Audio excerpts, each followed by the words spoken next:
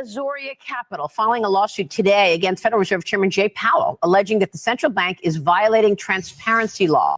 The suit in part says this: Azoria believes the Federal Reserve is violating federal transparency law, and we are asking a federal judge to immediately block next week's Federal Reserve meeting from happening behind closed doors. Azoria is demanding the court order that the Fed to keep the meeting open as the company sounds recent policy decisions, saying Azoria is deeply concerned that the FOMC under Chairman Powell is maintaining high interest rates to undermine President Donald J. Trump and his economic agenda.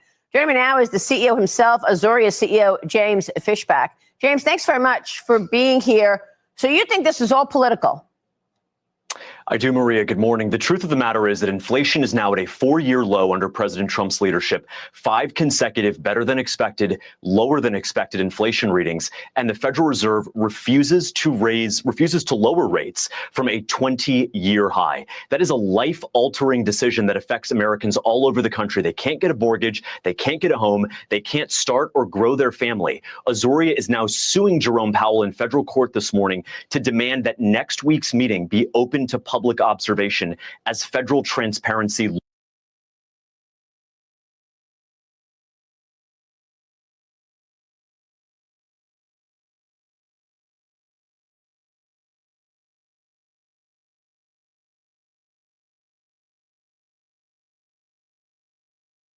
law requires. Well, I mean, they always have meetings behind closed doors. So this meeting next week is no different than any other meetings, though. Well, the fact of the matter is, the fact that they've always broken the law does not excuse them from breaking the law. There's a couple Supreme Court precedents that have moved in our favor, specifically the overturning of the Chevron doctrine. But I got to tell you the truth, Maria, Americans are frustrated. They do not understand why Jerome Powell is being too late. They don't understand that despite inflation being at a 4-year low, that the Federal Reserve is refusing to lower rates. And so the public, Azoria, the president of the United States, can't even know why the Federal Reserve is not acting in accordance with the data. And so the only thing that can be done here is for a federal judge to step in, to issue a temporary restraining order against Jerome Powell and to block him from having next week's meeting happen behind closed doors. That's what we're demanding the court do. You know, it's just so many implications here. It's not just, and this is a big one that you just mentioned, that a mortgage is out of reach for so many people, but it's also the impact on the cost of capital for the government. I mean, you know, President Trump has been talking about this $36+ trillion in debt that the U.S. faces. He's been talking about his goal to balance the budget at some point. And how do you do that when we're actually spending more money just on the interest to carry that debt than we do on defense spending? So do you think that Chairman Powell should be looking at that and working that into his mandate? I mean, I know that the mandate of the Fed is just unemployment and inflation, but isn't the cost of debt part of the growth of the economy?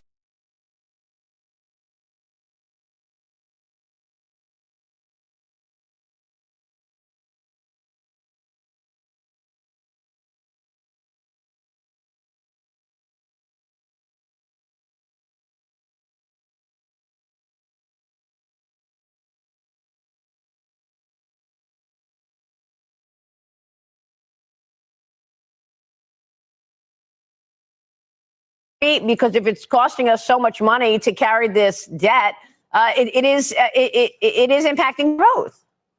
That is exactly right. And that's what needs to be factored into the economic model, Maria, that Jerome Powell seems to be neglecting, is that when high interest rates actually stifle economic growth, hurt home buying, hurt the ability for the government to deliver the balanced budget that we all know that President Trump can. The president has spoken about this. For every point that interest rates are above natural, it's costing taxpayers $315 billion a year. That is $3 trillion over the next decade.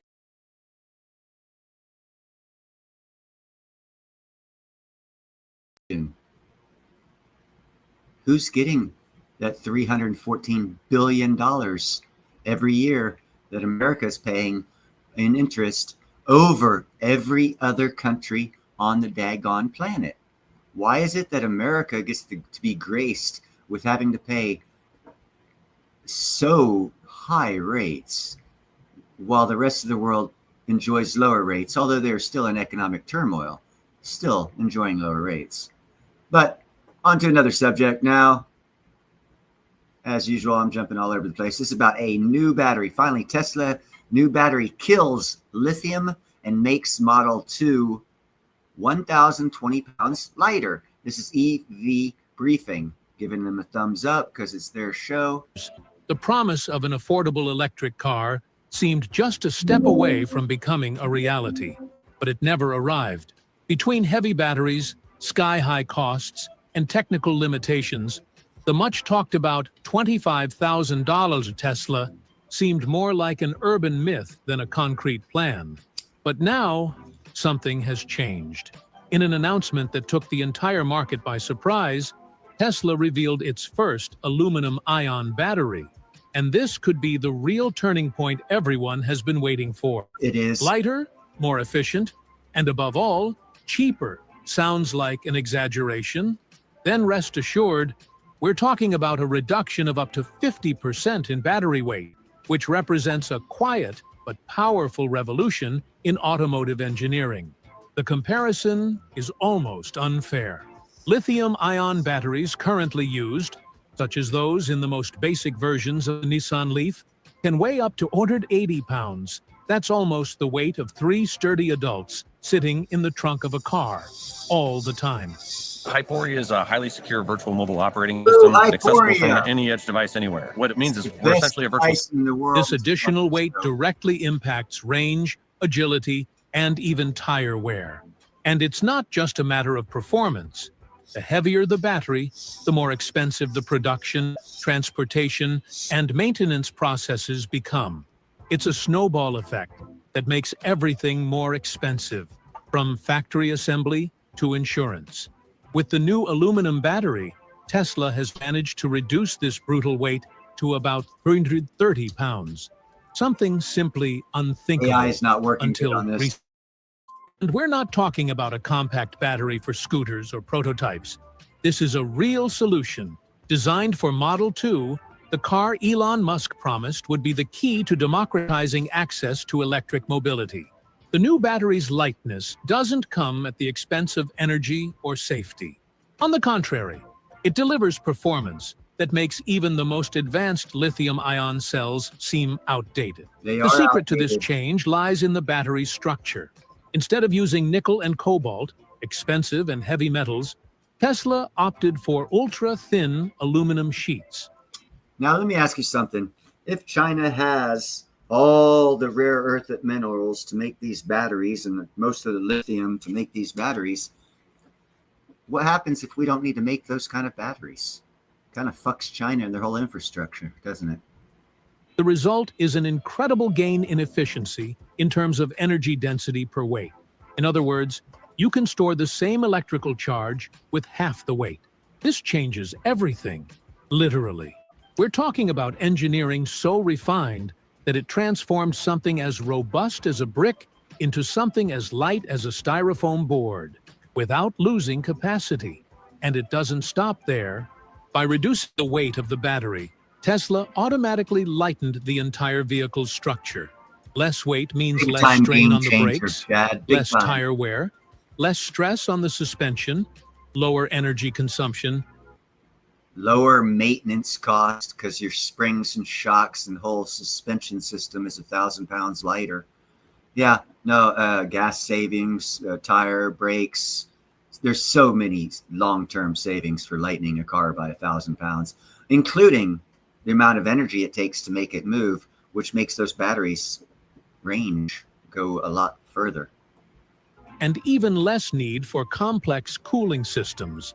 It's a chain reaction of improvements that stems from a single innovation. Take lithium off the throne. If before the entire industry clung to this element as if it were the heart of electric vehicles, now aluminum emerges as a new protagonist, and much more abundant. This change also carries symbolic weight. For years, lithium dominance was seen as a geopolitical and economic obstacle. Countries like China, Bolivia, and Chile control a significant portion of global reserves. That right there is what I'm talking about, people. When I said America's going to be great again, new technologies and innovations are going to keep us world leaders. Well, 5 days ago, lithium was controlled and rare earth minerals was mostly controlled by other nations that we had to cow down to. Now, because of new technologies, guess who they're going to be cowing down to? They're going to be bending the knee to America to get our technology because all their minerals just got cut. Well, let me put it this way. If you have any lithium stocks, sell them. Making access to the material a strategic issue. With aluminum, the story changes. It's a common metal, up to 95% recyclable, and much easier to extract without significant environmental impact. In other words, Did he just say a recyclable electric car battery that is not recyclable now? That takes care of the environmental damage for which I did a report on a couple weeks ago that China's going to face because they're still doing lithium. Damn the bad luck for China. Go America. in addition to being lighter, this new battery is also more clean and more democratic. Now, think about the impact this has on the production line. Less weight in the assembly means less load on equipment, less need for structural reinforcement, and a drastic reduction in logistics costs. Transportation, storage, assembly, everything becomes simpler. And when Tesla simplifies, the consumer feels the difference directly in the price. For the first time, the goal of producing a Tesla below $25,000 stopped being a speculation of an event and became a concrete and tangible possibility. The real magic behind Tesla's new battery isn't just the final weight, but the meticulous engineering that made the impossible a reality. It all starts with the pure aluminum anode, a material that replaces the traditional graphite used in lithium-ion batteries. This aluminum, despite appearing denser at first glance, can transport 3 electrons per atom, while lithium only carries 1. The result? More efficient. You need less material to get the same or even better performance. And when it comes to building a lightweight, affordable electric car, every gram counts as gold. At the cathode, Tesla made another bold move. It adopted materials based on graphene, an extremely light, thin, and incredibly conductive form of carbon. Oh, by the way, it's very strong and highly abundant here in America. Damn, hate it for China. The choice wasn't just to save weight.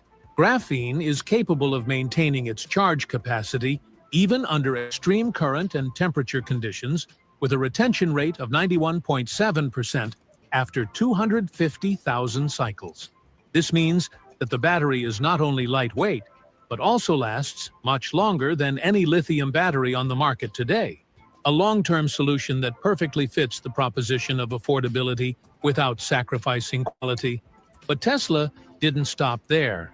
They went beyond chemistry and delved into the battery's internal architecture. They abandoned the old system of heavy liquid electrolytes, which require constant cooling and additional safety components.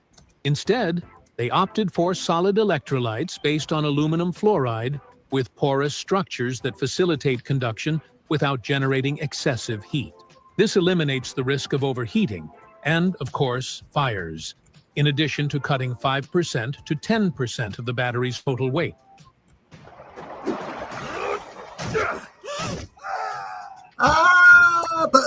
A choice that combines efficiency, safety, and lightness in a single package. What's more, the battery pack's housing itself has been redesigned from the ground up. No more robust metal structures like in previous generations. Tesla now uses 3D printing techniques to create optimized structures that maintain the integrity of the assembly with the minimum possible material. This alone reduces the weight of the frame by 15% to 20% without compromising strength. Imagine a structure as strong as steel, yet as light as aluminum, and still custom-made piece by piece with laboratory precision. This combination of aluminum in the anode, graphene in the cathode, solid electrolyte and 3D printed housing represents a paradigm shift in battery design. For the first time, all the elements were designed not only to work well together, but to reduce weight intelligently at every step of the process. The result is a battery that weighs less, lasts longer, generates less heat, and even will cost much less to produce. An equation that few automakers in the world can solve with such efficiency. Another crucial point is thermal efficiency. Because the new battery produces less heat during charge and discharge cycles, Tesla was able to significantly reduce the cooling system. This represents an additional saving of And weight. approximately 30 kilos just in pipes, fluids, and radiators, and less weight means more range, Yep. less maintenance, and less wear and tear on other components, 1,000-mile an such hour as brakes charge. and suspension. It's a chain reaction that benefits the entire car and, of course, the owner as well. And from an environmental perspective, the new solution also shines. Aluminum is one of the most abundant and recyclable on the planet, with rates reaching 95%, compared to around 60% for lithium. Not to mention that aluminum production involves less ecological impact than the mining of cobalt and nickel, two metals widely used in traditional batteries. In other words, Tesla isn't just innovating in performance. It's also paving the way for a future much more sustainable and responsible in the automotive sector. The numbers seem almost fantastical at first glance. Cutting 463 pounds from a car without changing anything visible, without removing seats or doors, sounds like a miracle. But that's exactly what the new aluminum-ion battery pack has achieved in the Model 2. This weight reduction isn't just a pretty statistic on paper. It changes everything. The car responds faster, consumes less energy, and handles completely differently on the track. The 0-60 mph time, for example, has dropped from 5.1 to 4.6 seconds Wow. without any additional engines being included. Damn. It's the kind of leap previously only seen in much more expensive sports models. This lightness doesn't just impact acceleration. Handling has been directly affected. With the new setup, the Model 2's center of gravity has almost 445 centimeters. It may seem like little, but this technical detail makes a huge difference when cornering. Tesla's internal tests revealed an increase in 8.6% in lateral forces, which means the car can enter tighter turns with much greater stability, without the sway that saps driver confidence. In other words, the Model 2 now handles like a city race car, and it's all thanks to the battery. Another noticeable change is in braking. When you reduce a car's weight, there's less inertia to overcome when stopping. In testing, You the stop new Model faster. 2 managed to reduce 11 feet, more than 3 meters, in braking distance from 60 meters to a complete. In 60 miles an real-world hour. situations, like a sudden stop in traffic, this can be the difference between avoiding an accident and causing damage. Lighter, safer, more agile. Every technical gain translates into a practical gain. Also, what they're not talking about is everyone's driving lighter cars. When you run into each other, it does less damage. Because if you look at the cars of the 50s, 60s, total steel cars. I actually had a 77 Cougar. It was a steel car. Some bitch was heavy. Someone hit me from the rear. I got a scratch on my bumper, and they had to replace their whole front quarter panel because theirs was like a newer car. So the damage is different when light cars hit each other as well. Also, when light cars hit objects, being lighter, they can stop before they hit them. And then when they hit them, it's not as much weight. The same principle being used on how to stop an 18-wheeler truck, inertia. There's less inertia. Kind that makes a difference in everyday life and saves lives. But the cherry on top is the range. Many people think the Yes, secret to a big car's thing. longer range is simply adding more battery capacity. But there's another way: reducing the amount of battery power consumed. And by shedding weight, Tesla followed this path. With the 463 lb reduction, tests indicated a gain in 26 extra miles of range, jumping from 300 to 326 miles with the same battery. That's over 1,300 miles per year without using a dime more on energy, just because it's lighter. That looks like a cool little steampunk idea there. It's like getting a free ride just by owning a well-designed car. Beyond that, there's better battery technology that's coming out around the corner. that are going to put those batteries to shame. He's just bringing attention to his company, Tesla. There's a new solid state battery coming out. It'll get you 1,000 miles per charge and it's 80% faster on charging. Be out in a couple of years, so don't waste your money on the Tesla. All right, let's go into something we all of you like. It's about gold. Gold. Gold prospecting tool that changes everything. OZ Geology. Give him a thumbs up because he's showing us a topographical map and how to read it. Here we go. That, in my opinion, has the power to significantly alter our ability to find gold. Detector Maps has just integrated LiDAR into their app, and it's nothing revolutionary. For those of us who spend countless hours scouring old diggings, tracing elusive quartz reefs, or chasing the subtle signs of old workings, this changes the game entirely. It damn sure Suddenly, does. you're not just relying on topographical maps, satellite imagery, or your boots on the ground. You're seeing terrain with laser precision. LiDAR reveals microtopography you would never spot unless you were standing right there in the field. Faint old diggings, collapsed shafts, abandoned sluice lines, hidden tailings, they all pop out like beacons. It's like having X-ray vision for the bush. In a state like Victoria, where most gold has already been... Okay, people, this is one of many reasons why I say don't buy gold.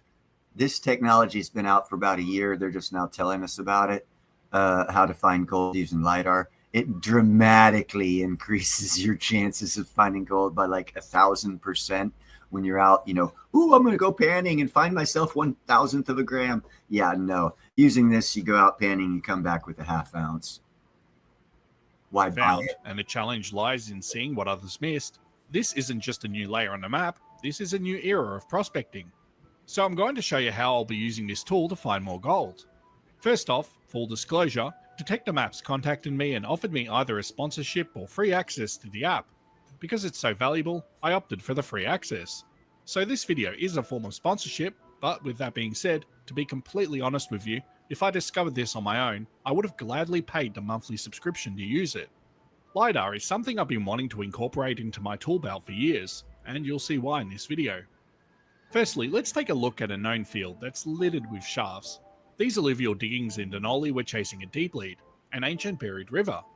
The work here is so significant that you can see the shafts on satellite view. This is thanks to the fact that the area is deforested. But what about when forests blocked the view? What about if it was lesser known? Heck, maybe it was so unknown that gold maps never even included it. That's where LiDAR comes in. So my goal with producing this video was to find a place where there are no real gold maps, that either has no listed gold occurrences but was worked, or an area where the gold occurrences contained little to no useful information, and an area known as Lalal fit the bill. After this, I'll show you an area that was never known to have been worked. So I've seen firsthand how streams appear to have been worked near the township that aren't listed as being worked on any maps. But LiDAR allows me to research this area in a way I couldn't before. I'm going to focus on the Mount Doran area because it's listed as a major gold deposit. Here, you see What's up, Hunter? We're going to find some gold, baby. The only way you could really get much information about the area is by digging through old trove articles that were written when the area was worked. But LiDAR offers a much more... Firstly, this is the area on satellite view. You can't really see much. Now let's peel back the vegetation. When we do that, we can see that this area... What if your eyes could regenerate themselves? Since the late 2000s, the IUSQCC area wasn't underworked. It was actually smashed. And there's immediately a feature I never would have seen if it wasn't for LiDAR. Check this out. The old miners found a gold-rich stream that isn't even listed on GeoVic or Google Maps. The listed waterway stretched south, but they worked this waterway from east to west.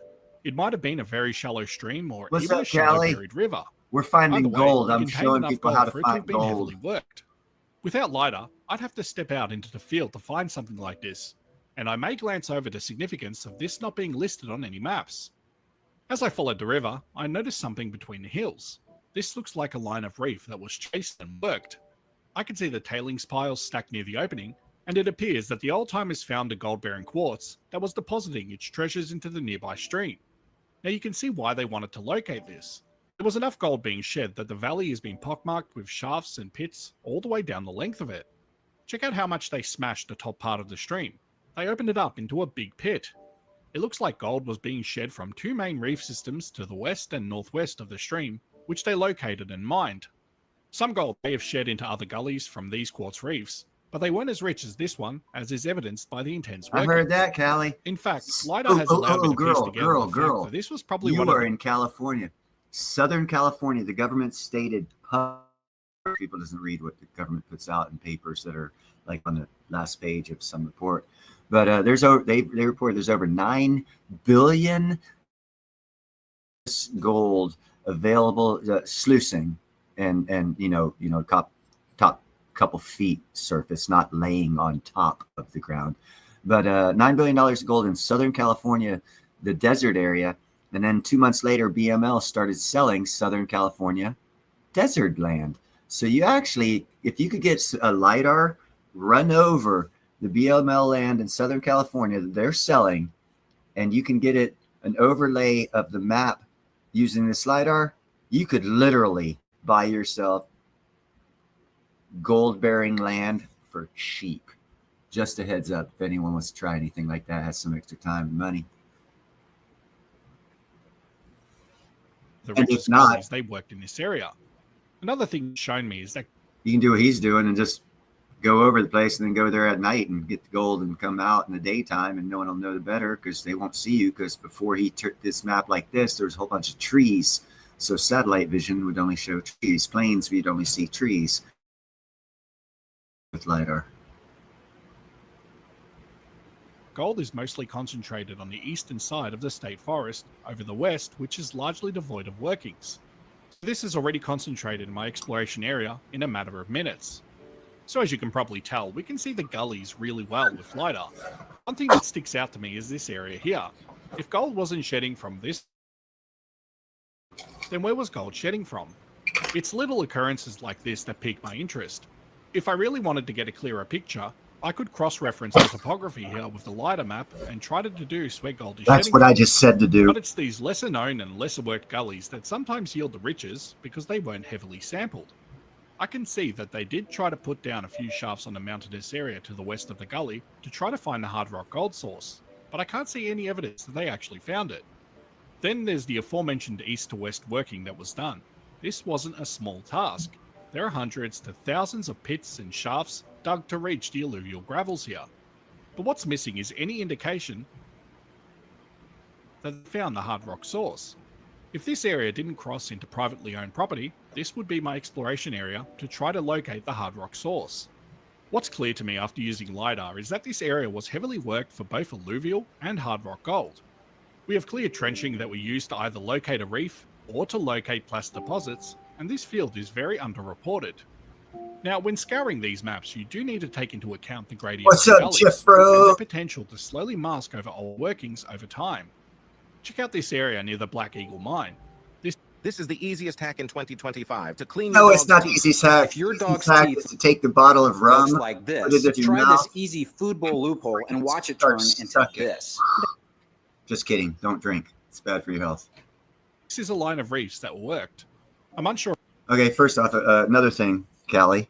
Here in California, I'm not sure exactly how many years ago, well over 100 years ago, we started to cut down all of the redwoods here in Northern California. But I know 150 years ago, Northern California used to get over 3 feet of rain every year. That's over, say, close to 40 inches. Now we average 10 inches. Now, if you look at this map and you see there's really this dry area, there's no, it looks like there's no wet source, no water source there. If you look at California 100 years ago during the California gold rush of the 1849 to 55 era, and you do a topographical layover map A, and you see where they were mining and where they weren't mining, and then you consider all those little ravines and gullies.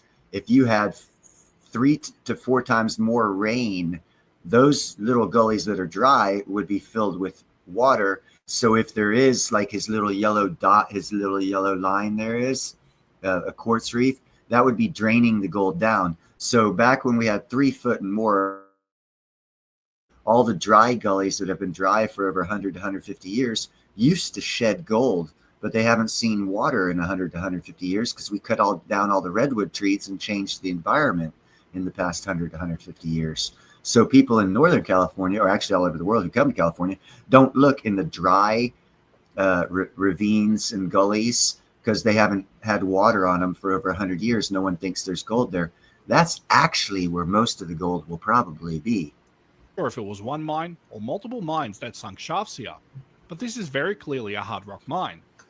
The nearby gully isn't as pockmarked as previous areas we looked at, but if you look very closely, you can see that there are indeed numerous alluvial workings, and that this is quite a steep gully, so with every flood these workings are slowly losing their visual features to pop out as much as the other areas we looked at. So let's sum this up. What can we see here? We can see which streams were richest. Indeed, We can see which Jeffro. streams were traced to their hard rock source. We can see whether the hard rock source was found and whether it was worked, and more importantly, we can see which areas were never traced and which areas likely still have reefs in place.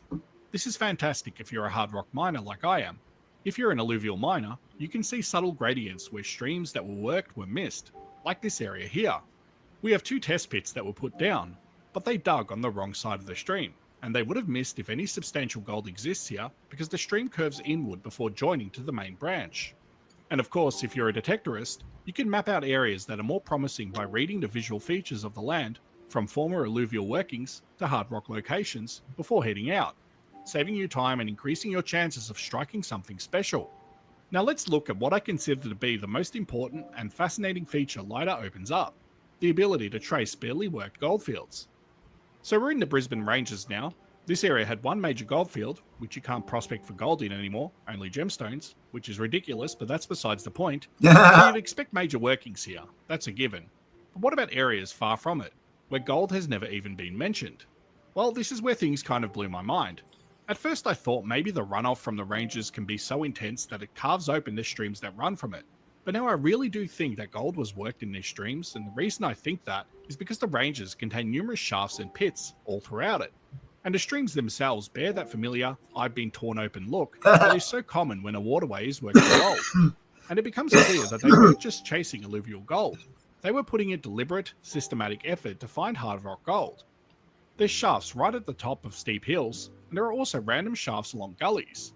Unlike Denali. And then obviously anytime if you have the opportunity to do LiDAR and you see those hard rock mining shafts over a valley that's got water in it, head there. If there's no, like right here where my cursor is, you can see 1, 2, 3, 4 right off the bat from this distance, heavy workings of alluvial or top surface mining. A couple on the top here where they were probably locating the quartz reef that's or the bedrock or whatever that they discovered up here. But that's what you can do. And you can do this all from the pleasure of being at the home and air conditioning.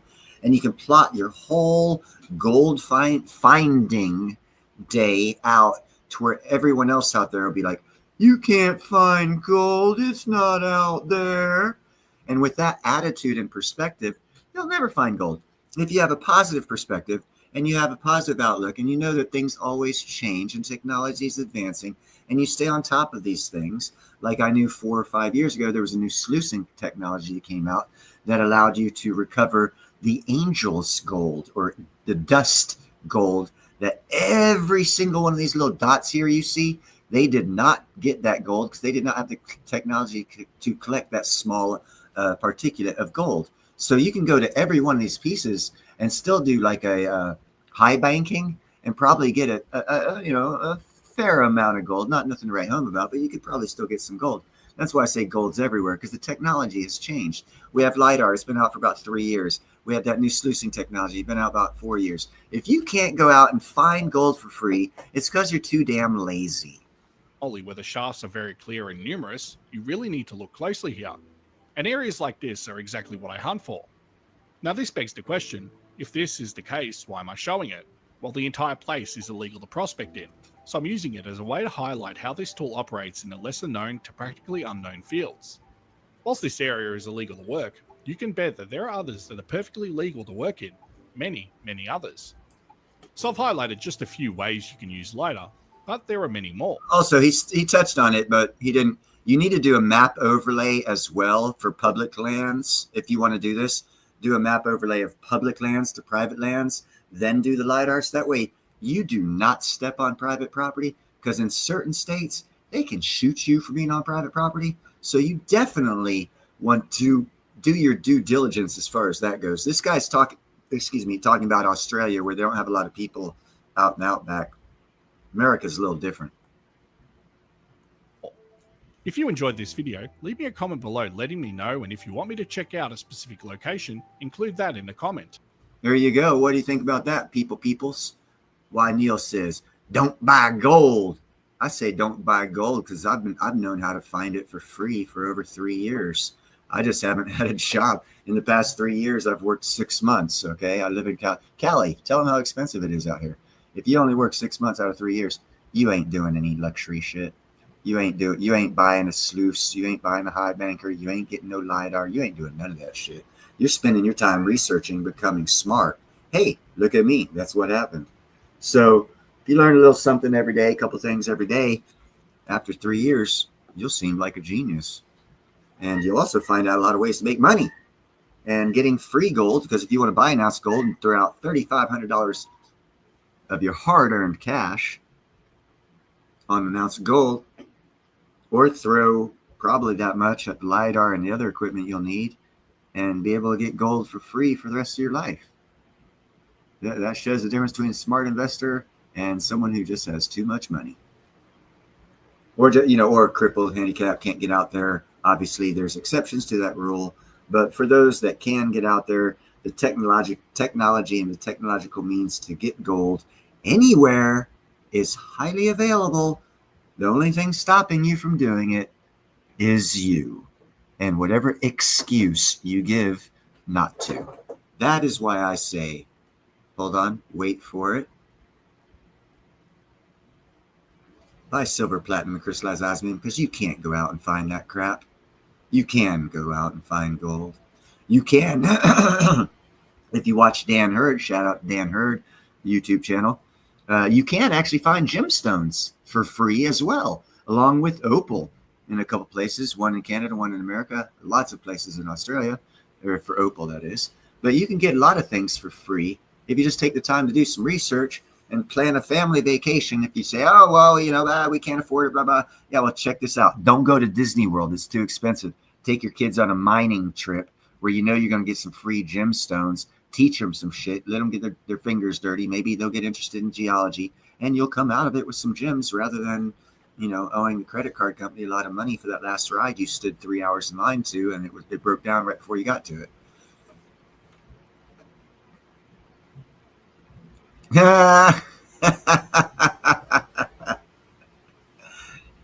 That's funny. That is funny. No, I'm going to be getting back to work here shortly because there's actually a heavy push. Trump's already spoke to Business Leader Council of the construction trades, which dictates my lack of work. And we're going to get work. We need to build 250,000 foot long fucking ships. They need iron workers. They need port workers. They need guys like me that have twit cars that go out there and get the job done. It just hasn't happened yet. I can't hang out for it. So, but there will be work. There'll be work. A lot of shit's coming down the pipeline, folks. A lot of stuff. All right, next, let's see. Oh, here's a cool topic. Totally left field, right field, center field, every field, whatever field. It's out there. For those of you that think this kind of shit is out there. Let's see. Here we go. Oh, this is going to be fun. Going to get a lot of good reactions off this one, I'm sure. Most people see this and thinks it's a prayer gesture. But what you're about to learn has nothing to do with religion and everything to do with science. Pressing your palms together activates one of the most powerful neurological resets your body can perform. This is a natural, built-in brain hack. And when you understand the physiology behind it, you'll want to do it every single day of your life. Every single day. When your palms meet with gentle pressure, thousands of sensory receptors in the skin, especially your fingertips and your palms, they fire signals up through your nerves, stimulating up through your right and left sides to your brain simultaneously. That symmetrical input is critical because it activates the corpus callosum, the communication bridge between the left and the right hemispheres of our brain. And this improves coordination between logic and emotion, memory and motor control, and helps recalibrate your entire nervous system. You're also lighting up the prefrontal cortex, the part of your brain responsible for decision-making, focus, and emotional regulation. And here's where it gets even more powerful. This move right here stimulates the parasympathetic nervous system, which slows the heart rate, lowers blood pressure, and triggers the release of calming neurotransmitters in our brain like GABA and serotonin. Interesting shit, huh? That means reduced anxiety, less mental chatter, relaxation, and a smoother path of restful sleep. And you're essentially flipping the switch from fight or flight into rest and healing, the rest and digest. This isn't a theory. It's backed by studies showing the bilateral stimulation of this right here that improves the interhemispheric communication in the brain, increasing brainwave coherence and enhances neuroplasticity, your brain's ability to adapt and heal. So here's what I want you to do. Try it with me right now. Press your palms together at the center of your chest right here. Sit or stand tall, close your eyes, and take a deep breath through your nose. Hold it for 2 seconds. Now exhale slowly through your mouth. Repeat that a few times while maintaining this steady pressure between your palms. Within 30 seconds, you'll feel a shift, a calming, centered focus, and that's no accident. You just activated your brain's built-in reset switch. You want to use this anytime before bed, during stress, when you're anxious, when you can't focus, and to get grounded. Wow, the same times you want to talk to God. How interesting that he gave us that posture of hands to talk to God when we pray. And now we find out medical things and nerve things that open up your brain and everything. That's just so cool, isn't it? Wow. You're not praying. You're rewiring. This is pure physiology. It's fast, it's free, and it's right at your fingertips. I hope you enjoyed this video. Put it to use, and your body will love you. Please leave your comments below. So what did you think of that, huh?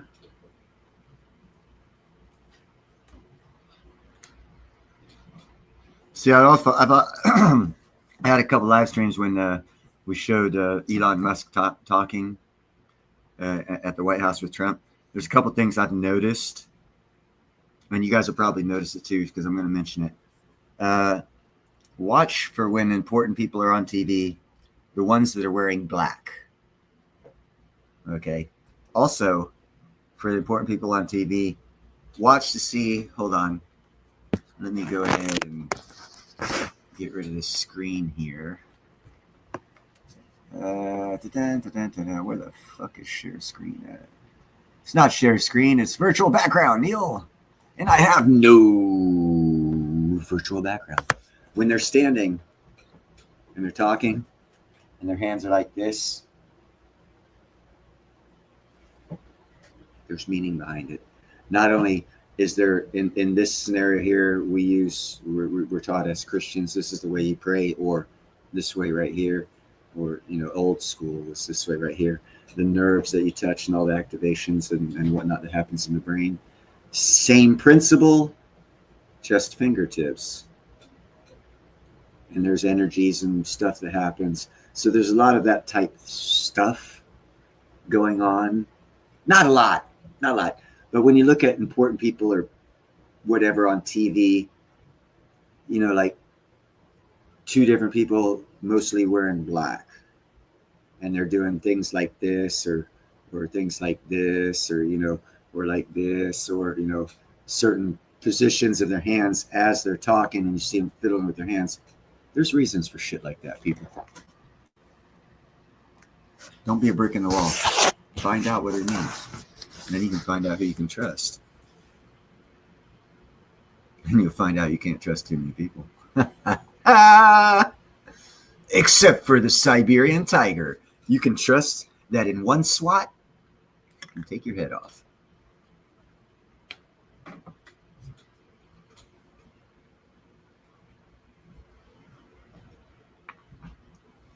Sweet, Kelly. Got a 63 bug. At one point in time for 3-4 months, I had a 1950, I think it was a 53, actually, 52 or 53. It had the rounded back windows where most windows are flat because glass is easier to make flat. It was the last year that had the rear view window had the curve to it. And I think it was 52 or 53. It was a white one. It had, I think, oh shit, man. I couldn't even go. I might have had some engine problems, but I couldn't even get up the damn mountains. It had so little power to that freaking car. It was not that powerful. I swear to God, it had maybe 60 horsepower. Yeah, you shouldn't trust any politician. They got psychological problems. Did I tell you I was running for president? Just kidding. No, I'm not. But I mean, I'm kidding on the psychological problems thing. With me, anyhow.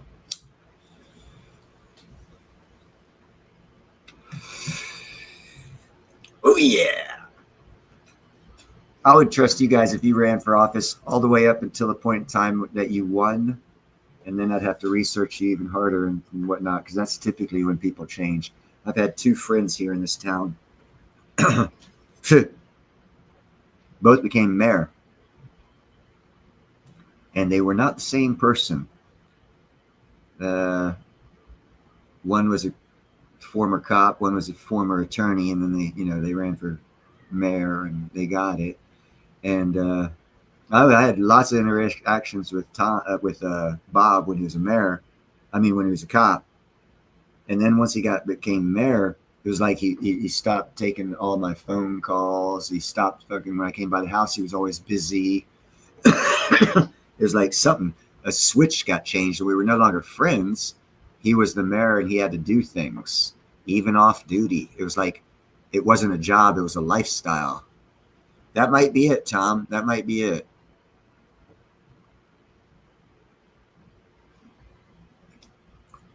Yeah, but something changed. And then with, that was Bob Sampaio. Then with Tom McConnell, he's a Vietnam vet and a lawyer. He was the mayor before the one we have now. He was my freaking landlord. I mean, we got along great, man. Talking shit, both of us, war vets and whatnot, talking shit to each other. Some of those things that only, people that have been there can understand. So when you find someone you can talk to who's been there, it's a cool thing to talk to. And, it was like a relationship like that. And then he became mayor. And his wife was the one pushing for him to be mayor. He didn't want to. But, mama happy, ain't nobody happy. That's mama's happy. So he ran for mayor. And he won. Haven't talked to him to this day. Totally fucking changed.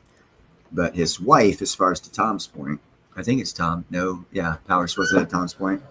His wife is the one whose head swell big time. As soon as he won the mayor election, she was like Miss Tutti Frutti of the freaking town. She was supposed to be like the queen of the town or some shit. It was like Miss Socialite. Totally fucking bizarre and freaky. She was already weird to begin with, and it just went off the hook as soon as she became the mayor's wife.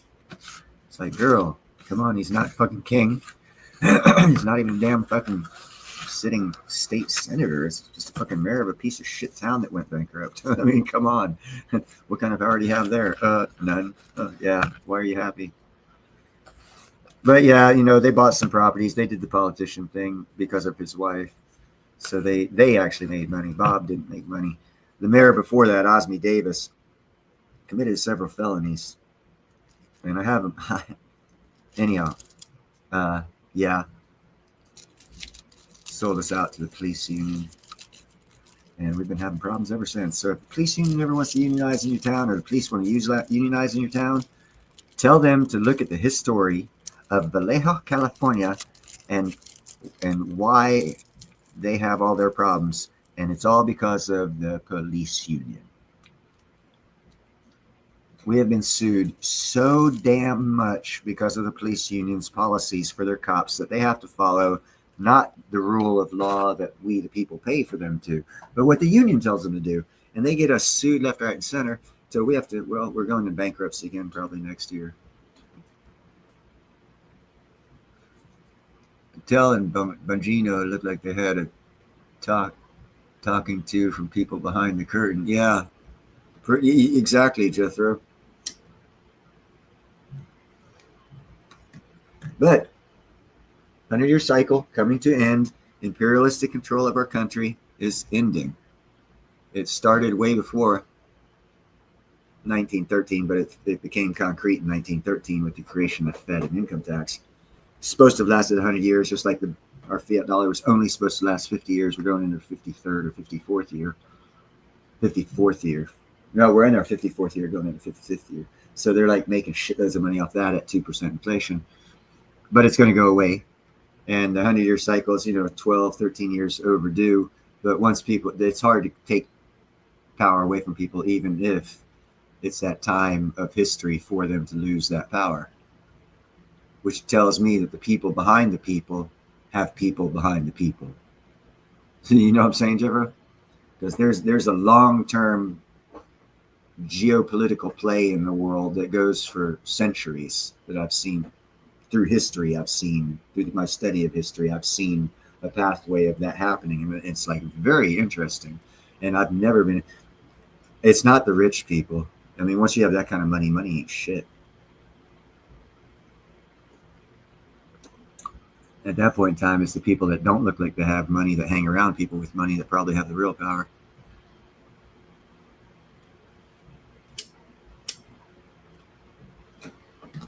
Because if you were making enough profit off of dividends, interest, investments, to where you could buy a $1 million house and a brand new car every day of the year for the rest of your life, what's money mean to you?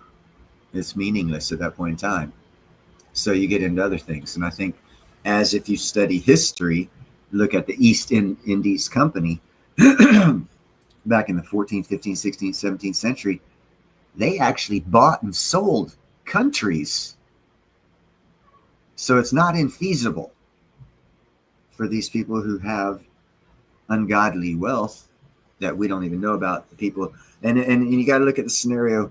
Go to my video on Burkina Faso, Ibrahim Traoré stating publicly that Burkina Faso needs to make a few billionaires. Then you got to question. Two things came to my mind anyhow.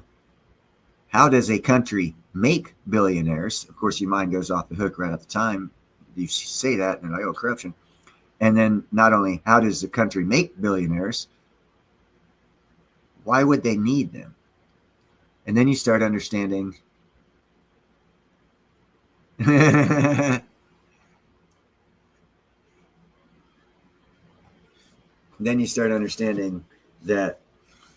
politics, geopolitics, countries create the billionaires through the release of information that country holds to individuals to make them billionaires so that they can go outside the government and do things without the rules and regulations. And basically the government owns the billionaires. You can see it more plain and clear in China, where if their billionaires don't do what the CCP wants, all of a sudden the billionaire just disappears and then someone else has all their money. It's it's like, oh, no big deal. Well, yeah, actually it is a big deal. It's an explanation of how most every billionaire out there was created by their government and are beholding to their government. Now, there are billionaires clubs and there are government politician clubs, but the politicians bow down to their donors.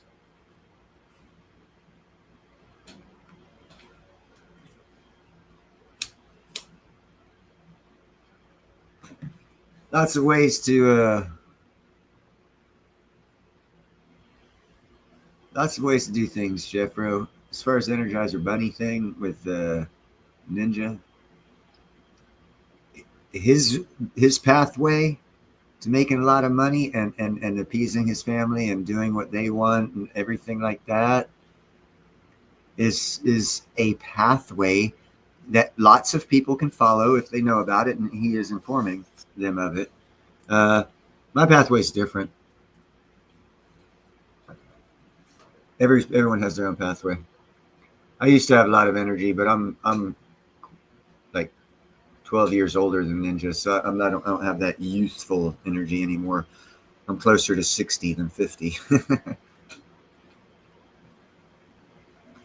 And my brain works a little differently. That's why I like explaining hand signals that people have and that we can do, and how they stimulate nerve centers of your brain, and you can increase your brain functioning and stuff like that. Because as you get older, you need to use your brain more and your body less, especially if you've been an iron worker for 30 years, 33 years, because your body doesn't move like it did 33 years ago. I mean, I still get around, don't get me wrong. I can still get around good, but I am concerned because I have put my body through hell for almost 2 generations, almost 40 years. And, how long can it handle it? You know what I'm saying? The question goes through my mind. So I start looking at ways of making money that don't require me to use my body as much as other ways.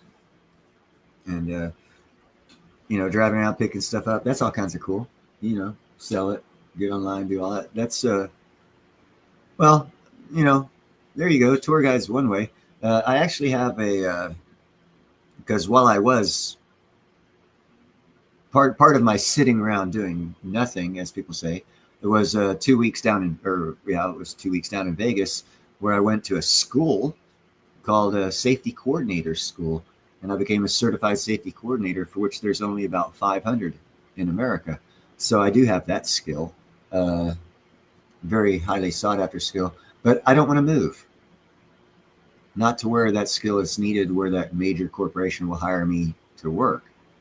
I don't want to live in that state. So I don't look at that. So I do have free Scooby snacks on the bus. I do have options that if it comes to I'm going to die if I don't do something. I have lots of certificates of completion or whatever you want to call them, fall protection trainer. This comes in handy in hazards, natural disaster scenario. What is it called? It's called emergency rescue training. I can go into like fallen buildings and shit like that safely, as far as you can in those scenarios. I'm trained to do that. But, obviously there's no call for that. No buildings are falling down around America. So I just got all my training the wrong things. So I do things like, but in doing all this training, I noticed a gap in the OSHA and ANSI safety rules and regulations based on one piece of equipment that's used on most every job sites that federal money is put on throughout the world. And I read their rules and regulations, and I realized there was a big litigation gap. And then I started doing research on court cases on that specific type of litigation, and found there was millions and tens of millions of dollars a year being litigated out because of a gap in safety.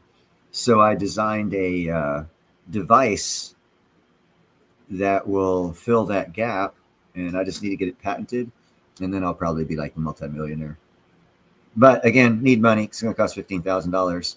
And did I tell you I've only worked 6 months in the past 4 years out here in California, where it's hella cheap to live.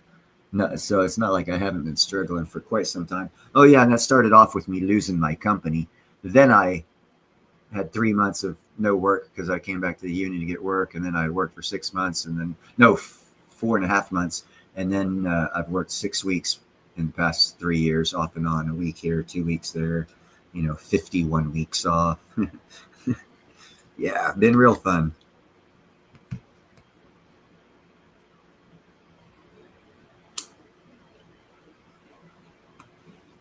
And that has not stopped me from doing my good deeds around the neighborhood and being the neighborhood watch guy.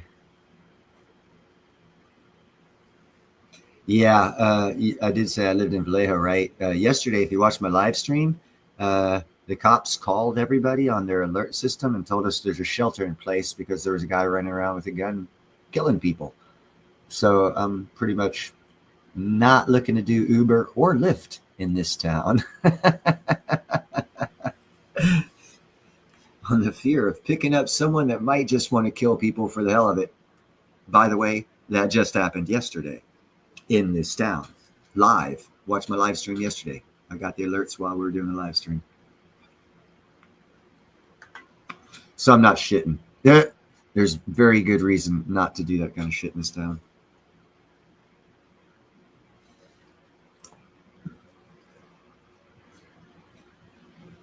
Dude, do you think it's any better?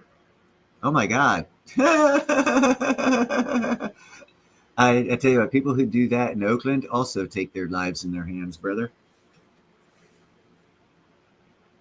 The economy's not good. You don't want to be someone that someone thinks you have are carrying cash and making a stop in a dark, unlit area, in West Oakland. Don't do any pickups near the industrial area. And that's where a lot of your pickups come from, because there's a lot of people working in the industrial area, but that's also where a lot of the bad things happen. Did I tell you it was about, what was it? It was about, let's see, it was 2000. I still have it remains. So it might, no, it was 1999. I got a back injury, and I quit doing ironwork for a little while and started doing like warehouse work for an ironworking company called Quality Erectors, and their warehouse was in the industrial district of Richmond, which is just up the road from Oakland. And there was some gang war stuff going on in the industrial area back then. I actually, with my own eyes, from about 2 blocks away, saw this car pull up because I thought the car was interesting. It wasn't like it just felt out of its place. And I was working out in the yard in the warehouse. I looked up, I saw this car, and I saw this guy standing in the corner. Then I saw a flash, and then the guy just kind of crumpled. Basically, what I saw was a guy get murdered while I was at work, out in the yard of where I was working. So yeah, I've got multiple bad experiences for wanting to pick up strangers for money. I don't want to pick up strangers at all. I don't even want to be around where I have to pick up a stranger.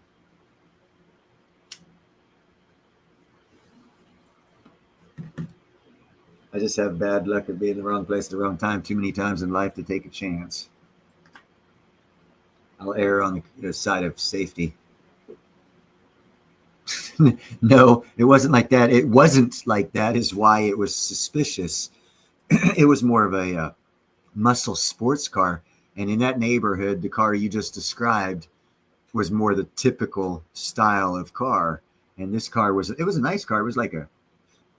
It was when the Mustangs and the Camaros body styles looked very similar, which is probably like 15 years now. But yeah, it didn't fit in. But anyhow, no big deal. I was working with steel, and there was steel in the yard, so I had a lot of fucking bulletproof material to jump behind. Good thing about working with steel.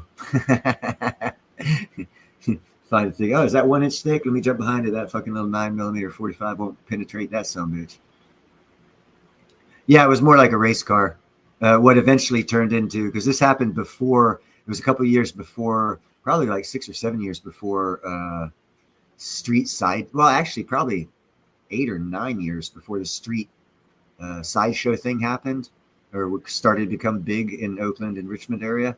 And it was that type of car that you would see at a street street show doing donuts, but it was like 8-9 years earlier in the same area of town. It was out of place.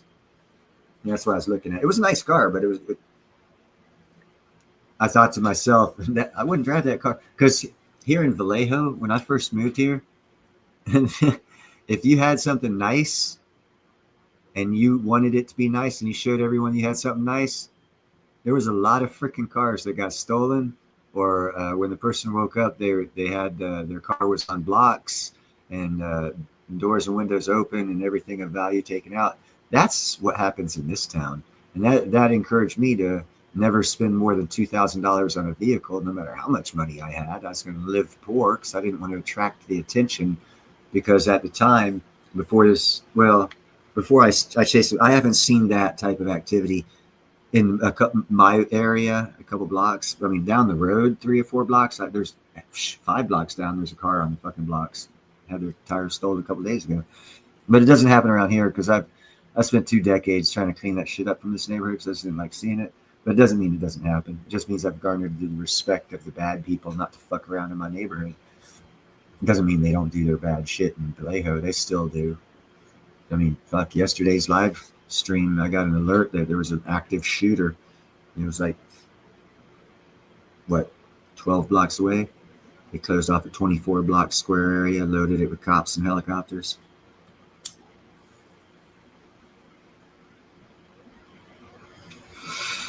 Lasted about 3 or 4 hours. We caught the end of it on live. But anyhow, let's see what else I have. Nope, that's all. Oh, nope, I do have one more thing. And this goes back to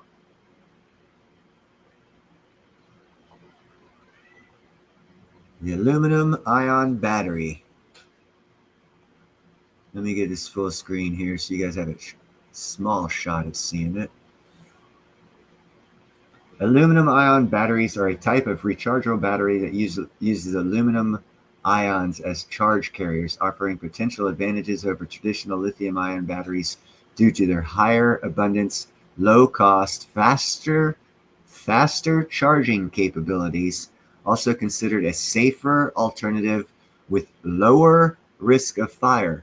The reason why I bring up the lower risk of fire, I was watching Sal Nicogliano of What's Going On with Shipping. Good show. I suggest you subscribe to him if you want to know some stuff. There was just a Chinese car carrier went through the Red Sea, and everyone was concerned that the Houthis might destroy it. And it was filled with electric cars with lithium batteries, and we all know lithium batteries you don't put them out even if they're surrounded by water. So my thought was the Chinese were hoping that they would bomb it and they get the insurance money, but lithium batteries are going to the way of the poo-poo dog show, and China that's all they got is lithium batteries, and this is the next level of battery technology, and it's going to put the Chinese even more bankrupt than they are. Let's see. Abundance and cost. Aluminum is the most abundant metal on Earth. Earth's crust, making it significantly more reliable, readily available, and geographically diversified sources than lithium. Takes control of the electric battery and electric cars out of China's hands, puts it back in America's hands. We mine aluminum. Aluminum ion batteries can potentially charge much faster than lithium batteries, possibly as quickly as filling up a gas tank. So what they're talking about is this new battery technology. You can drive across country in one of these cars now, because if you have an aluminum ion battery, you can fill up your car. You can go to a charging station, start charging your electric vehicle, go in to use the bathroom, buy a Coke, get some soda, some chips or something, come back out, and you'll be fully charged. Because it says here, possibly even as quickly as filling up a gas tank is what the aluminum ion battery's potential charge is. Safety. Here's where I was bringing up about the car fires. Aluminum ion batteries are considered safer with a low risk of thermal runaway and fire compared to lithium ion batteries. So when you go to environmental, and I'm surprised environmentalists haven't been like all over the lithium shit, but they should be. But now they won't be able to, because with the aluminum ion batteries, it says right here, are considered safer with a lower risk of thermal runaway. Those are keywords. Thermal runaway. That's what causes the electric cars to never be able to put out until they run out of energy if the battery catches on fire. Okay, as far as capacity, the aluminum can exchange 3 electrons per ion, meaning it can potentially store more energy per ion than lithium, theoretically meaning that the size of a lithium battery now, if it's an ion battery, same size, not only is it lighter, you can go 3 times as far between charges, even though in that show we watched, they said you would only gain, what, 6% or something like that. This right here says for capacity, says the aluminum can exchange 3 ions per electrons, meaning it can potentially store more energy per ion than lithium. And we know lithium's a 1-to-1 ion exchange, so this electrons is 3-to-1, so it should do 3 times as far. We'll have to see how that works out with the math of the weight and the changing and the loss of energy in exchange for the powers. Anyhow, that's a complicated science. The use of aluminum reduces reliance on lithium, addressing concerns about sustainability and environmental impact, for which I have heard no one talk about environmental impacts of lithium. Have you guys heard anyone talk about environmental impacts of lithium?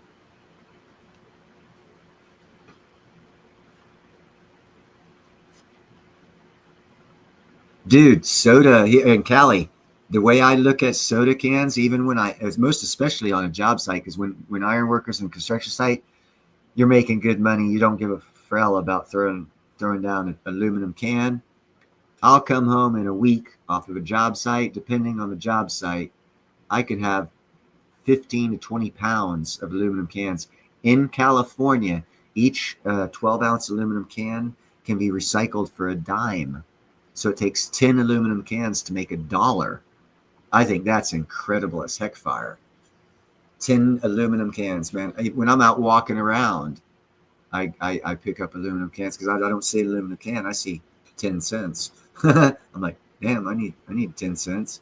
Get 10 of them. That's $1, man. It's like a quarter of a soda.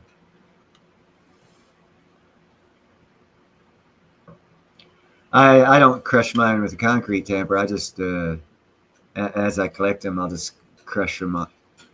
Usually it keeps iron workers and construction guys away from me because they think I'm weird and I don't have to talk to anyone, and I kind of like that. Well, I'm just saying, thriftiness. My grandfather, the Scottish grandfather who had millions, lived poor as fuck. Very thrifty. He reminded me of Scrooge McDuck. His mother was ruthlessly fucking thrifty. And he was like 97 years old, and he lived in like this housing place because he didn't want to buy a house. He wanted this fucking country to take care of him the way their socialist system is. And so he was, him and my grandma, after my grandma died, but they were both in the same little apartment type complex. He'd walk down to the square in Stirling. He lived in Stirlingshire. And he'd go down and get the morning paper because he liked walking. And there was this old lady who was like 85, lived across the hall from him. And I think the newspapers were 37 pence. And my grandfather would come back, and this motherfucker was such an asshole. If that lady didn't have the 37 pence, because he would buy a newspaper for her because she would ask him to. But if she didn't have the 37 pence when he came back, he wouldn't give her the newspaper till she had the money. That's the kind of people I grew up around.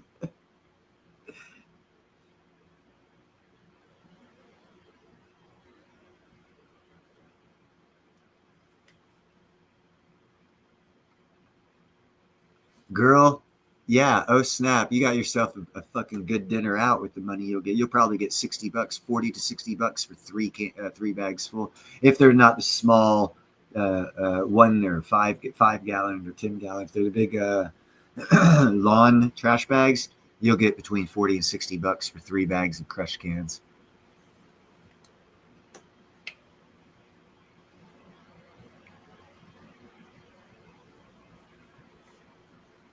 Oh, that doesn't happen here. I've never had that problem. The only problem I've had is with copper. If you bring in a lot of copper, they want to know where you get the copper from. And being I'm an iron worker, I'd always, not steal, but procure a lot of welding lead. And the welding lead's about 3/4 inch of pure freaking copper wire, all wound together, lined with rubber. And I'd always get a couple foot of that because I would generously cut off. We have this thing called a whip that has your stinger on it, and every now and then it gets too hot and it'll melt the part of the whip. So to overcome that and to keep working, you go back theoretically 2 to 3 inches and you cut the whip and you get rid of that copper 4-inch piece. I would always cut it back about 2 foot, so that way I'd have a 2-foot piece of copper, and after about 2 or 3 years I'd turn all those in, get a couple $100 in copper. Boom, there you go. You'll be able to get yourself some silver from trash. Beautiful. That's what I'm talking about. Get silver for fucking free.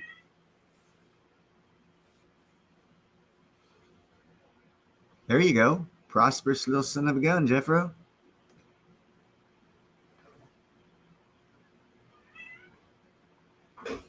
We all special in California, but be careful. There's 2 Californians here, General. What are you cats doing?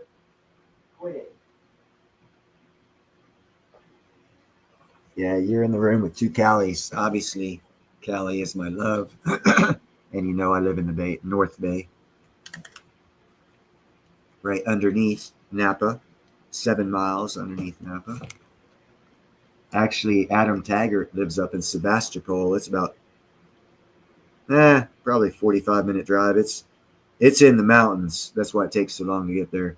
Yeah, I can get to Napa quick enough, probably at the start of the road that you have to go to get to Adam Taggart's house. I can get there probably in 15 minutes, and then it takes about another 20 minutes on a road to go half as far because of all the windingness of California roads in the mountains, and to get to Sebastopol, he lives in that area. Beautiful area. Heavy Russian influence still. There's a lot of people still speak Russian in that town. And there's a small town called Occidental, north of Sebastopol. It's got about 80% Russians living there for over 150 years. There's actually a heavy Russian population in Northern California no one talks about. Yeah, it used to be when the blonde hair surfer was popular.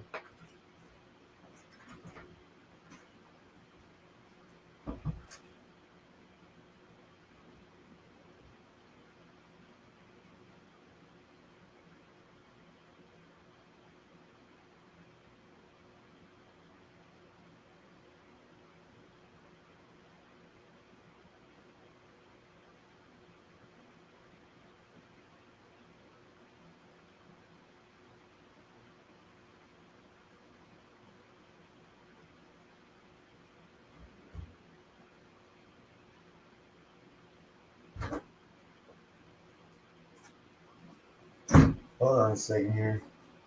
I did say something about the basement of Motel California. Hotel California. No, it's probably more like a motel. Let's see here. I did say blonde-haired California blonde-haired surfer dude. I got a cool story. Again, it was in the 90s, late 90s. I'd been an iron worker for probably like 6 years, and my social skills were lacking when talking with people that weren't iron workers. And a friend of mine owned a couple 7-Elevens in Concord, California. So I said, hey, Noah, give me a job, fucking graveyard shift Friday and Saturday night so I can work on my people skills. And he said, all right, no problem. He loved me as an employee because I liked staying busy back then, and I like totally freaking cleaned that place better than anyone he'd ever paid. But I worked there just to work on my social skills to deal with, so I could interact with other humans and not like want to rip their heads off. And then I learned after I had a gun shoved in my face, which, by the way, as he pulled the gun out and put it to my face, I was like, ooh, I can take this motherfucker. The shotgun dropped down to my fucking temple. I was like, damn, can't take that motherfucker and that motherfucker. So I let him rob the place and said, you know what? If I can't carry a weapon, what the fuck am I doing putting myself out here like that? I need to be an asshole and be unsociable. Keep me away from assholes with guns since I can't legally have one, but they can. Yeah, fuck that shit. One bad thing about California.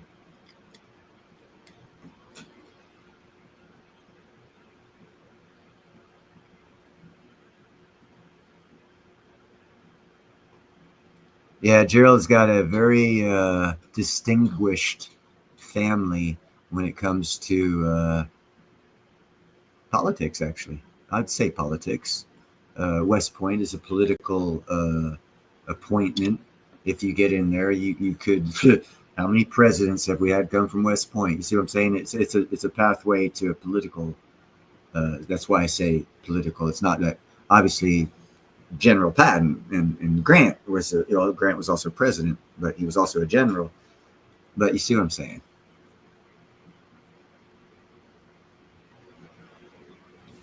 Jeffro, now you talking my language, brother?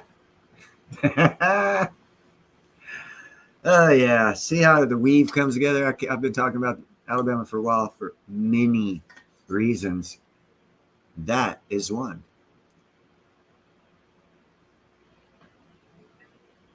You want to know why you never hear of suicide shooters in Alabama? Because as soon as they shoot one shot, they're dead. And everyone knows it, so they don't do it. How efficient is that a system of justice, huh? Hey, you're scared? Everyone carry a gun. And if one person starts shooting, everyone starts shooting. And it's called, what's that psychological? It's what is it called? We use it on the nuclear level. Shit. It's like an ultimate. I don't think I cannot recall the word right now. It's like ultimate destruction of the world. If you attack us, same psychological premise. If everyone has a gun and one person starts shooting, everyone pulls out, starts shooting, so no one's going to pull out and shoot. What's up, Durand?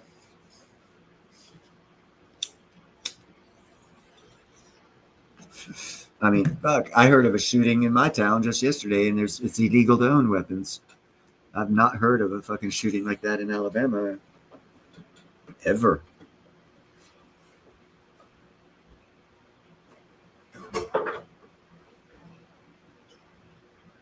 That's where people actually ought to think about the psychology of weapons. You never have to use a weapon if everyone has a weapon, because then everyone's scared of someone using the weapon on them. If you take the weapons away, here's a perfect situation. Look at England. They took the weapons away from people, so they started using knives. They've taken the knives away from people. Now they're using bats. So obviously, if you bring the wrong people together, you're going to have problems no matter what it is. At that point in time, ban forks and knives. So it's a matter of forced integration, and seizing of weapons does not stop murder. But yet we still are on the point of weapons cause murder. No, it's been proven beyond a shadow of a doubt. A whole country has no weapons and they still murder each other. So obviously, that's not the point. Now, same time period, same day, 13 seconds later, look at Alabama.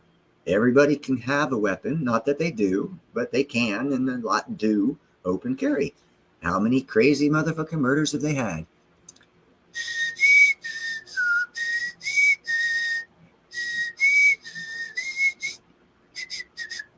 See what I'm saying? It's a policy thing.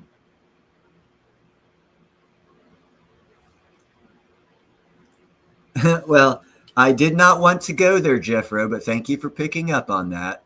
Yes, a forced integration causes problems. It's not the weapons. They take the weapons away so you can't stop the forced integration. Another way for forced integration, a word used for forced integration is invasion. Just like another word for weaponization is, what is another word for weaponization? They did it with that most recent thing.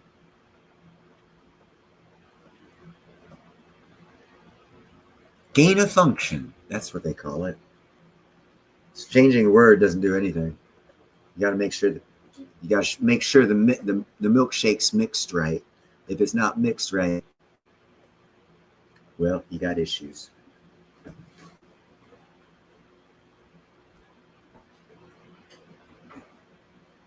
Yeah, England's is dead. I saw it, and I even made a statement about this. I saw at one of the more pristine private schools in England, one of their more high-class social schools, private schools, I saw a class picture, and it was like 90% not English people. Not that I'm saying that if you aren't born there, you're English, but traditional English people, shall we say.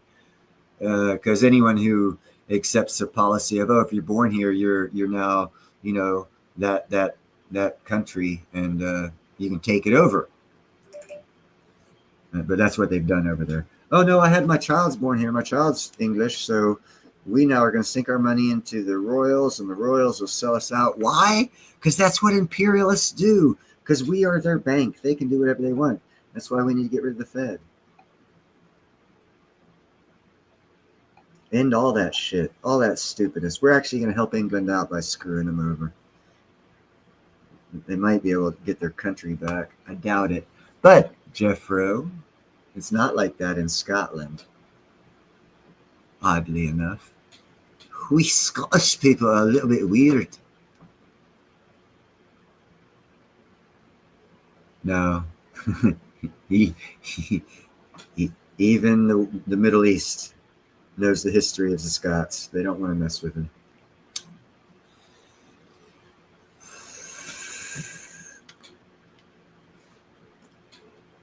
Actually, the dual history with the Scots. The Middle East doesn't want to mess with the Scots. Well, yeah, that's one of them. And also there's a Templar connection. Because everyone remembers that movie's Braveheart, Sir William Wallace, blah, blah, blah, blah, blah. It's right outside Stirling. That's where part of my family lives.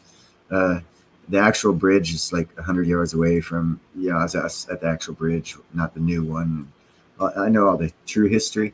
And part of the true history is when Robert the Bruce was facing the English, he was getting his ass whooped like a little bitch. He was going to lose big time. And I hate saying that because he's kind of family. But yeah, there was a large troop of heavily mounted, heavy armed knights that came over the hilltop and just rode right through the English army, decimating most of them. And Robert the Bruce took advantage of that, rallied his troops, and pushed the English off, became king of Scotland, blah, blah, blah.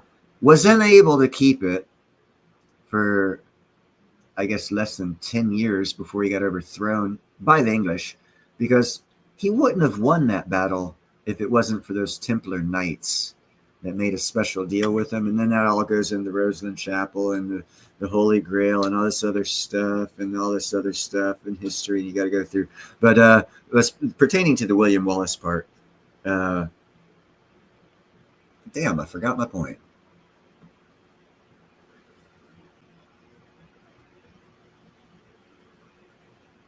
Holy shit, Durand.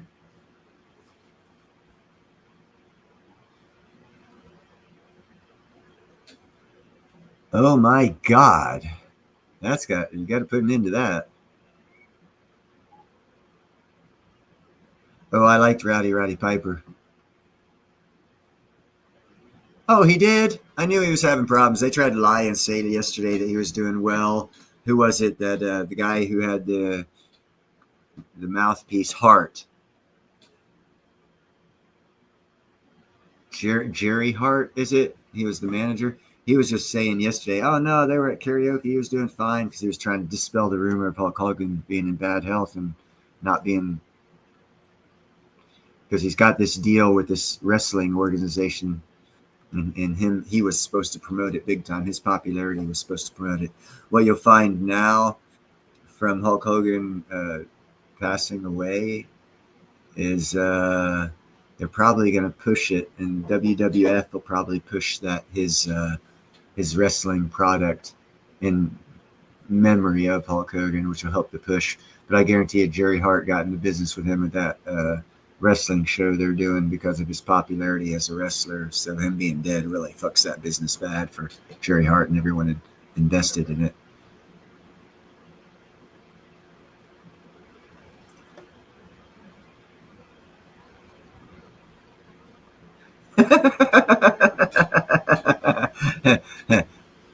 Wow, I can see the resemblance from here, Callie.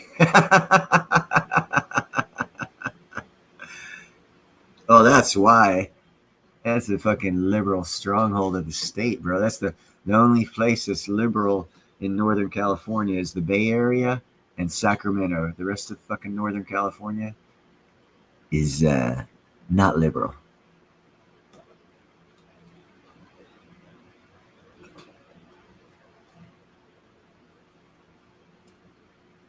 Actually, Callie, my cousin, my dad's sister, he had two sisters. One of them married this guy.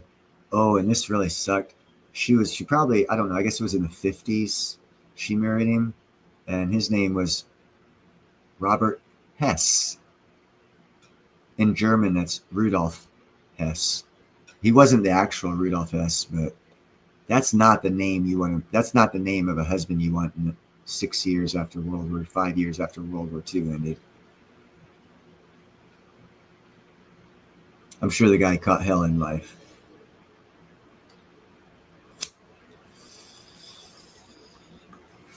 He damn sure beat the fuck out of my cousin. Ended up dying before he was 21. Anyhow, we've been on here long enough. I appreciate each and every one of you, and I hope the things that I showed you, especially the one about the hand gesture of praying, that is actually very important to open up and expand the interaction of the left and the right portion of your brain. And I would suggest, even if you don't pray, if you're not a Christian, that you do that motion of putting your hands together the way they showed in the earlier part of the video. I'm not going to re-show it. You're going to have to re-watch the video so that way I get the viewing hours. But yeah, it's very actually good for your mental health and a lot of other things. It makes you feel more positive and everything because of the neuro interactions of all the cells being pushed together, the neuron endings being pushed together. It just activates so many electronic things going on in your nervous system, in your brain, that is beneficial to your life, and it'll help you have a Eastern life. I read what you said, a better life. Sorry about that. I was trying to read and speak at the same time. We tried that. We were going for the name of Jeffersonian, believe it or not. We wanted Northern California to be called Jeffersonian, but we lost the vote to secede from California. Hook up with me, girl. I know I got all the info. I don't have the LiDAR, but I have all the information where we can sit down at a cafe, have a latte, and increase our chances of getting gold by about 95% before we even start beating up a first bead of sweat. And there would be no, I hope we're going to go hunt for gold. No. It'll be, we're going to go get some. We just don't know how much. And that's the difference of the way I would do gold mining with the modern technology readily available.